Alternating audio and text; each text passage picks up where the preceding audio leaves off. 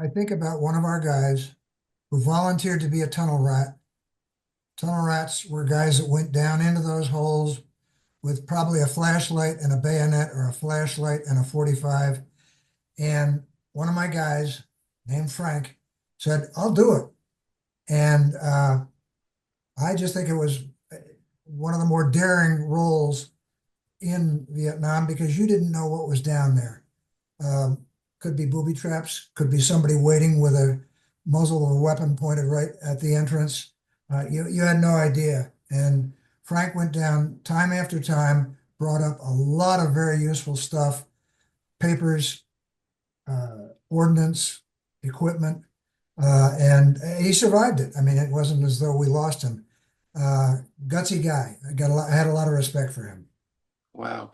Did he ever make contact in any of the holes? No, we were very fortunate that he didn't. So you just mentioned some of the stuff that he brought up. Just kind of spell that out a little bit, different things that he brought up that provided useful information to you. Um, Paperwork, which was turned over to our intelligence people, um, weapons. I think in that picture there may be a 105 round equipment that they could use to build booby traps. It was a very heavily booby trapped area. So, I mean, probably our greatest concern day in and day out was booby traps. And they were building those things down in those tunnels. I think the understanding is that the extent of the tunnel system at Cu Chi, the U.S. forces, Americans didn't really learn about the extent of it until after the war. And of course, now it's a tourist area.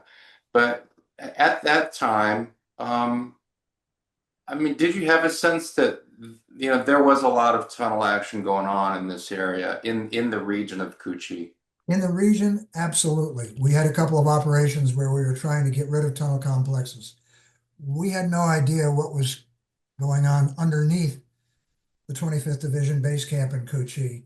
And in fact, there was a story of during Tet, people are on the perimeter firing out and taking fire from behind. And it was guys popping up out of spider holes, taking a few shots and disappearing. Um, the extent of the tunnel complex, boy, I didn't really understand that until several years after I got home. So that there are a couple other questions then that come to my mind. One of the things that we hear is, that Tet was a disaster for the Viet Cong and the NVA. Um, and that sometimes we hear, the VC were effectively wiped out and the NBA had to step in. But then I talked to vets who served in 3 Corps where you were in the Cu Chi area, and I talked to vets who are down in the Mekong. And it seems to me that, later 68, 69, it seems to me that the VC are still a significant force. What's your take on that? Yeah, I don't think Tet wiped them out. Um, I think the biggest effect of Tet was the change in public opinion back home. Hmm. Uh, some of the guys who were just rotating out when I got over there, so this would be end of October 1969, um, had had some contact with Tet and just did not feel that the Viet Cong and the NVA were badly decimated in our area. Um, as time went along, we were more and more tuned into those tunnel complexes out in the boonies.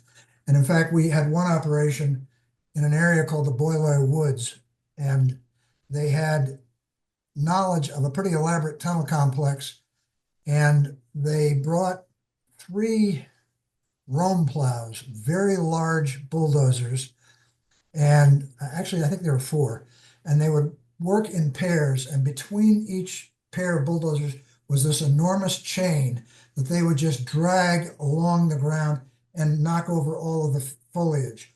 And they started in a very large circle and over 3 days worked their way in. Presumably, we were going to find what was going on.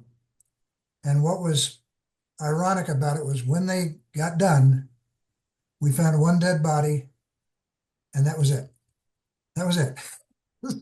So now maps that I have seen of that area, those tunnels extended for long distances. So Right. we couldn't even imagine that they could take off and go a mile away and get out of harm's way.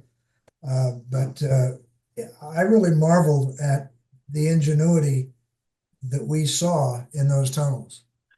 Well, that gets to the next question that was on my mind, and that is, um, trying to remove from your mind what you know now, what you've learned after the war, but just putting yourself back in that situation as you're dealing with the VC. You talk about there's a battle, and all of a sudden we've got VC shooting at us from behind, and then they disappear. What you just described.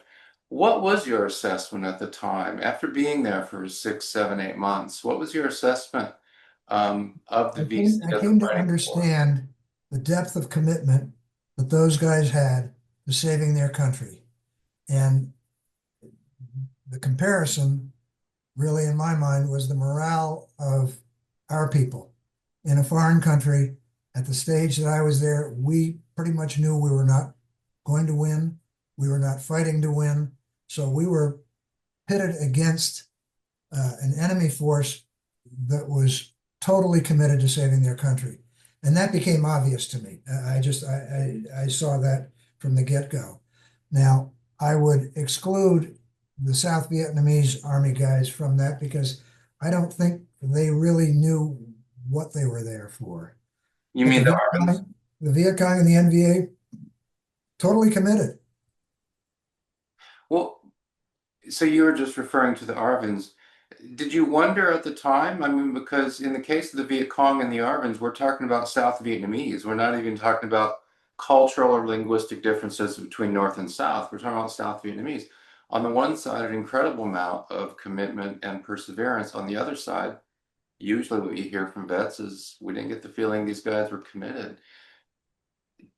Let me tell you a story about a joint operation that my people did with Arvins. We were up in Dao Chiang, which was a Michelin rubber plantation, and there had been a lot of nighttime traffic up through the area.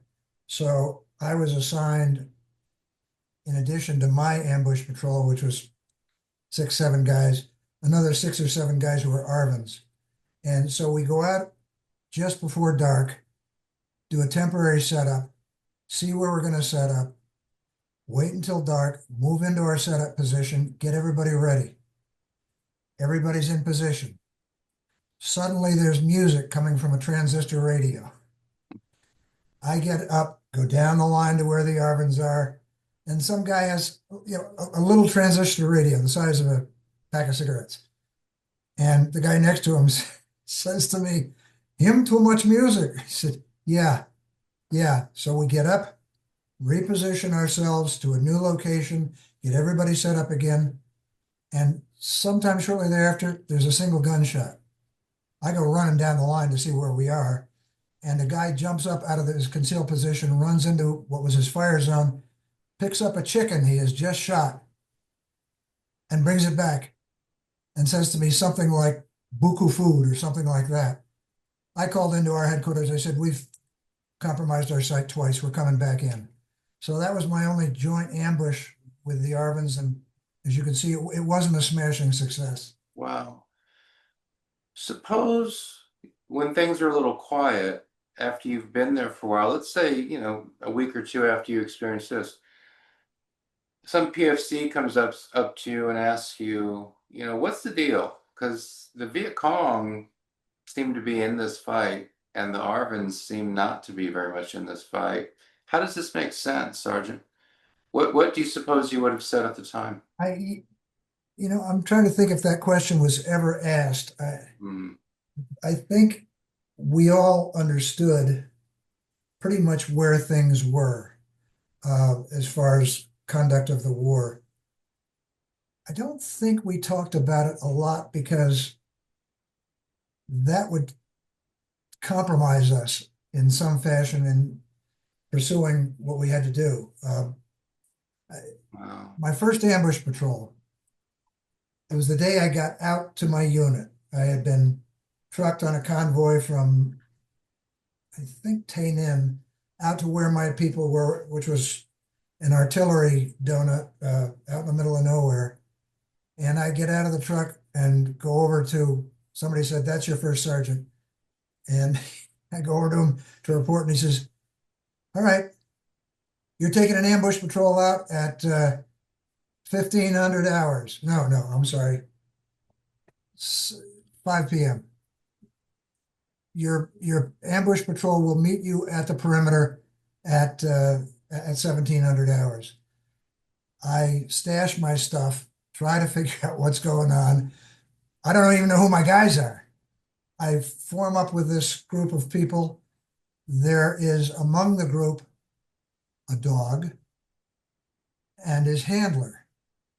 Now, I have no time out in the field, so I am a new guy. And what I learned very quickly from my more experienced people was don't ask questions unless you're trying to figure out what's going on.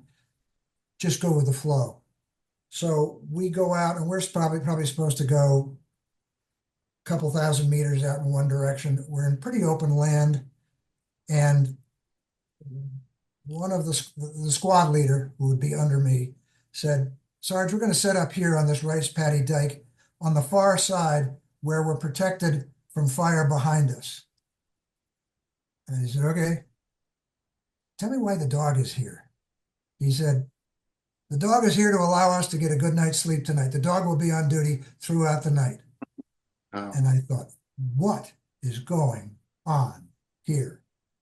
We're setting up so that we don't get friendly fire in our backs with a dog standing guard. And I knew at that point, this was not the set of operations that I had trained for. And I had to learn a lot of stuff real quickly, including perspective, the kind of grand perspective of where we are, what are our priorities? Our priorities turned out to be, as is commonly the case with combat units, protect your guys, keep your guys safe, and try to go with the flow. So, Yeah. So I want to, so then to tie in what you just said to something you said a minute ago, you said, I asked the question about, why are the VC so persistent and the ARVN seem not to be? And you said those kinds of questions didn't come up because we didn't want to compromise ourselves. And my interpretation of that is that what you're saying is it wasn't in our interest to ask big questions because the answers to those big questions would be really demoralizing, and we didn't need to be any more demoralized than we already were if we wanted to survive and get through this thing. Is that an accurate assessment? that's a fair way to look at it. I think that's a fair way to look at it. I mean, there were other issues going on. The division between black soldiers and white soldiers was becoming more visible, not out in the field. When we were in the field, I got to say, the people I served with were one unit, one cause, one set of eyes and brains. It was back in the base camp that things were starting to kind of disassemble societally. But out in the field, I got to tell you, I was very proud of my guys and very much of the belief that aside from that first ambush patrol with the dog, we were executing our operations in a fashion that, one, would do the best we could to accomplish our goals, and two, protect each other. And so then, after probably a fairly brief time, the war for you, it's not about stopping communism, it's not about philosophy, it's not about politics, it's about you as a leader, as an NCO, you surviving and you doing what you need to do to ensure that as many of your soldiers survive as possible. And that's all the war is about. And after all was said and done, I was very proud of the fact that under my guidance, we only had 2 wounded, no killed. Those were people in my particular platoon, and I was very proud of that. What I agonized over was about 7 months into my tour, I got a base camp job, Mm, but it was just before the Cambodian, mm. they called it an incursion because that was a nicer word than invasion. And within 2 weeks, I lost five of my key guys. And I've got six names on the wall that are on my mind a lot. Not daily, but a lot, because they were all good guys, good human beings. And in my opinion, they died needlessly. The company commander misread his op order and took the APCs down a fork in the road, as I understand it. That was the wrong fork, moved into a perfectly set up NVA ambush. And there were a lot of casualties uh, and a lot of deaths. I had been in the country for 3 weeks. Because we had an existing uh, platoon sergeant, I was a squad leader. And we go out on an operation, a mounted operation. We drive out way into the boonies, dismount, and we're in rice paddies, about knee-deep water. And the company commander says, "All right, take a smoke break." And some guy flops down on the rice paddy dike next to me, and he's not carrying a weapon. And I said, "What's that? What are you doing?" He said, "Well, I'm a CO, conscientious objector." I said, "What are you doing out here?" He was a medic, and he said, "This is the way I've chosen to serve." Uh, Jack Pomeroy, Doc. To every medic was called Doc. Right. Uh, so we get up into formation and move into a wooded area, and we come upon a very well concealed campsite. I don't know how we concluded this, but we knew this was NVA. And they had just gotten out of there. I found a can of what looked like some kind of soup spilled on the ground. It was still warm. Um, we kind of reconned the campsite, made sure nobody was there. Lying up against a tree was what I think was a 500-pound bomb with the half of it removed so you could see all the explosive. It looked like a casket, and what they were doing was building booby traps out of a dud bomb. We filed up and moved out of the campsite. The company commander had made note of the coordinates, called in the coordinates, and what they were going to do was, as soon as we got out of there, pulverize the place with artillery, just knock it apart. We were instructed to go back in the following day and confirm that the camp was destroyed. Turns out the camp was just fine. There was an area about 150 yards away that was just pulverized. We had not given them the proper grid coordinates. We're back in there realizing this. Company commander calls us into formation and we move out. We move out exactly the same way we had moved the prior day. Mm. Big mistake. You never do that. No. As we're moving out of the area, gunfire erupts, and we can tell that it's American weapons, M16s, M60s, M79s. So we are yelling at the ARVNs, cease fire. We hit the ground and just yell, cease fire. They're just continuing to fire until we realized, no, those weren't ARVNs. Those were bad guys who had gotten our weapons. Now, in that initial burst of fire, the company commander's RTO was hit and killed. The guy walking right behind him, who did not have a weapon, who was presumed to be the company commander, was killed. Well, that was Doc Pomeroy with no weapon. They mistook him for an officer, and it cost him his life. In that burst of fire, we finally returned fire, and we had taken a lot of incoming fire. I'd been wounded in the back at that point, and the guy who was the acting platoon sergeant for our platoon, the company commander said to him, "Get an M60 machine gun, move over there, enfilade fire down the line of where they are." And this guy, this platoon sergeant just froze. Company commander turns and looks at me and says, Fleming, you're now the platoon sergeant. Instant promotion. He said, get an M60 over there with a feeder, an ammo carrier. I turned to the guy that I still admire to this day. His name is David Letterman, not the talk show host. And I said, Letterman, take somebody, get over there. He jumped up, fire still going on with his M60, goes into the small clearing, starts to set up. He's just about set up, and the company commander says, Fleming, bring him back. We're withdrawing. So I said, Letterman, come back. We start low crawling backwards out of there. Turns out of 38 people, we had taken 2 killed and 19 wounded, varying degrees of severity. I am low crawling backwards, and I reach out to one of the guys who is pretty badly injured. I said, hold on to your weapon. I'll pull you back. And as a testament to adrenaline under those circumstances, I had one hand on his M16 barrel, and I'm low crawling backwards, dragging him. I am not a big guy. This was something that I look back on and go, incredible. So we crawl back till we're out of range. Firing has stopped, and the company commander has now realized, apparently, I was told this, he had misplaced his map. He didn't have a way of calling in artillery, helicopter support, and medevacs.